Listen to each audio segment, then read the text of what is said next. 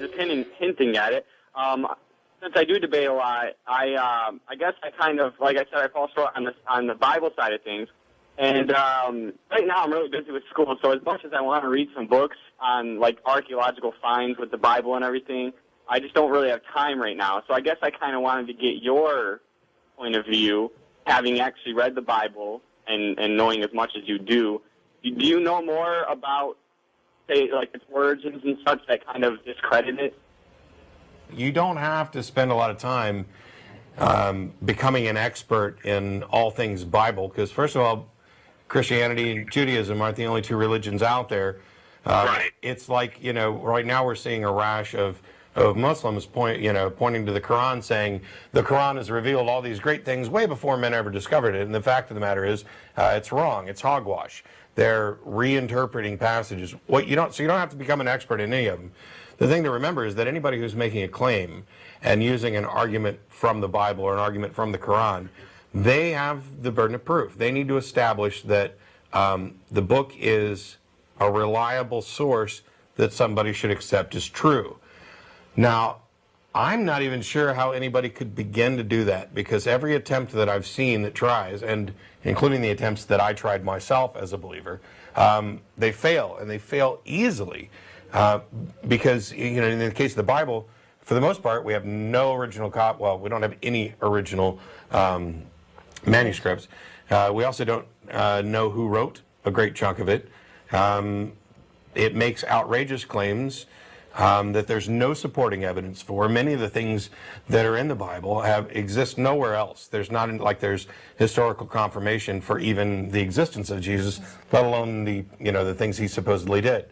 Right. Some passages are added. Yeah, there are passages that are added. You don't even have to go outside the Bible to find warnings. Excuse me. Like Paul basically goes to great effort to say, I'm writing this in my own handwriting so that you know that it wasn't forged. Basically letting us know that the forgeries were prevalent. And from the variety of manuscripts that we have and the differences, we know that there were forgeries going on. The Joannan Comina that reinterprets to invent the Trinity. Those types of things are in there.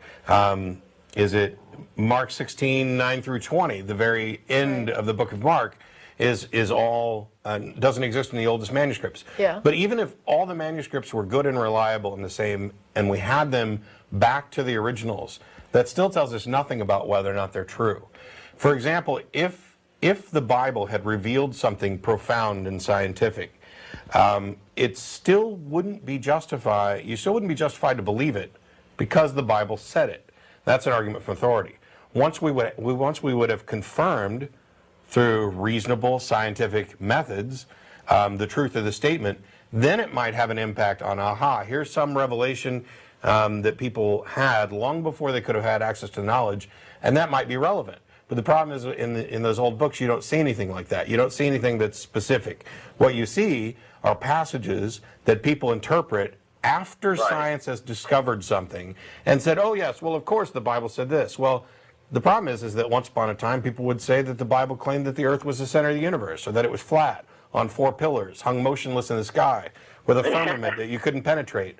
And yet, as science discovered the truth, these people went back and did a little revision in their interpretation, found a different passage, and said, see, this passage here says the earth is circular. We had a guy call in, I think it was last week, saying, how do you deal with this, this profound knowledge in the Bible that the earth is circular? That's easy. Yeah. It's not circular. It's a sphere. Circles are flat.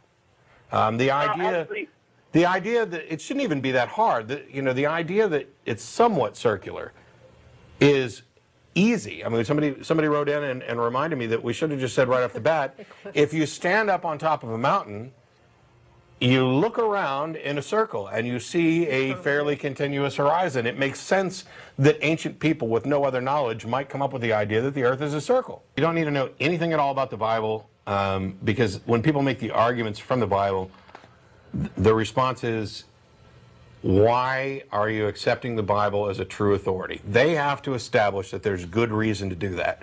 And if anybody can, that would be interesting, and I'd like to know about it. Because so far, even with the best quote-unquote apologists, I haven't seen anything that even comes close. And were we to, like I said, were we to find something, it would still need to be verified by the methods that we deem reasonable for analyzing evidence and making good decisions. The fact that some book said something, it doesn't mean anything more to me that the Bible happens to say X is a sin or X is true than War and Peace might say something. Actually, something I do want to ask, because you just said it a minute ago, you know, the Earth obviously isn't flat. Does it actually, like, so no, it doesn't say that in there. Does it say that in there somewhere? I mean, specifically? I know it mentions the four corners of the earth in two separate passages. Okay, what we're talking about a little bit is biblical interpretation. And I try to be as fair and reasonable about this as possible. You can interpret the Bible to say almost anything you want. Right. But what I look for is when somebody's giving me an interpretation of a passage, the more close to literal it is, the more likely I am to think that their view of what the author meant is correct. It's not always the case because you have poetry and metaphor, etc. But when you say that somebody could stand on top of a mountain, or that there was a tree growing on top of a mountain that could be seen from the entire earth, you are describing a small, flat earth. There is no other option. There is no place on the planet Earth that you could put any tree of any size that it could be seen from the whole of the earth. Matter of fact, there isn't a spot in Austin where you could put a tree that you could see it from the whole of Austin. So they're describing a very tiny, flat world, and that's the way their viewpoint was. Right, and if God was really all-knowing, this offered word of his wouldn't be so fallible like this.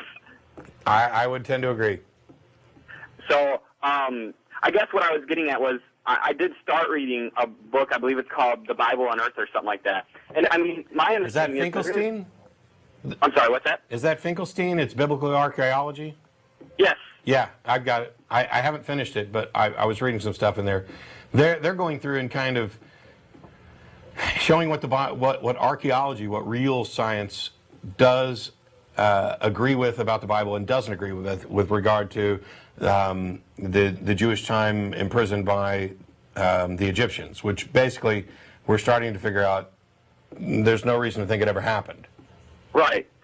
Yeah, because it mentions things like herds of camels back when clearly they weren't domesticated yet, and just random things like that. I guess I just wanted to get your take, how many of those types of things you knew if you've read this book. And I haven't finished the book, but so far from what I've read, they seem to be right on the mark. And at least they're backed with good science and reason, and they're not making they're making claims that they don't go outright to say that this is all false or made up.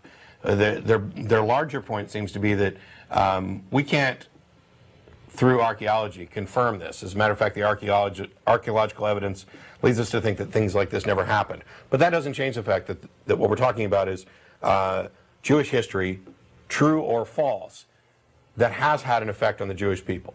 So they're a little more forgiving, I guess, than I would be about discovering that archaeology doesn't support their myths. But they're not pulling any punches when the evidence isn't there to support it, or when the evidence contradicts it. They say so, and so far it's been a really good book. Okay, yeah, I'm taking summer classes. I'm still in school, so it's hard for me to keep up on everything, especially since I already read enough books on evolution as it is, and I really enjoy that side of things. I don't think I could honestly sit down and just read the Bible. I don't know. Yeah, well, I wouldn't want to do it again either, and I still read bits and pieces of it, but I certainly wouldn't want to read it straight through ever again. If you're looking for something that's well written and quick and gives you some information, oh gosh, I've forgotten his name, but it'll come to me in a second. Bart Ehrman has written, I'd recommend Misquoting Jesus and also Lost Christianities. Both of those look at fraud in the Bible and the way the competing views on Christianity fought, which ones won out, and how they went about suppressing the ideas of the competition. So, okay, Thanks a lot for the call, Eric. I'll let you go. Appreciate you thank calling you, in.